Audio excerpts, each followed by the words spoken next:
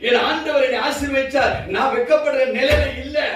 I am great with financial support by the Lord. சொல்லுவதற்கு எத்தனை பேர் நம்ம முன்னேறி இருக்கிறோம்? சுவிசேஷம், the good news has not yet penetrated inside of us. நமக்குள்ளாக அந்த சுவிசேஷம் இறங்காம இருக்கு. அந்த எசன்ஸ் இறங்கல. அதனாலதான் வெட்கம், அதனாலதான் பிரச்சனை, அதனாலதான் போராட்டம். ஏன்? தேவ பலனும் இல்ல, தேவ ஞானமும் இல்ல.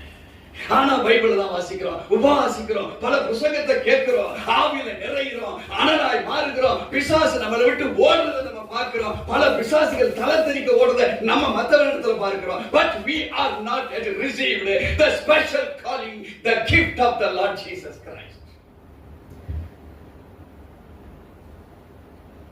எதை விசுவாசிக்க போறோம்? அழைப்பின் சுவிசேஷம் முதலாவது நம்ம இடத்துல இருக்குதா?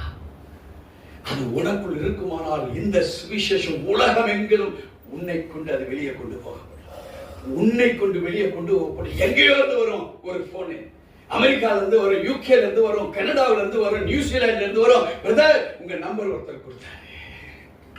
ஏன்? The essence of the good news.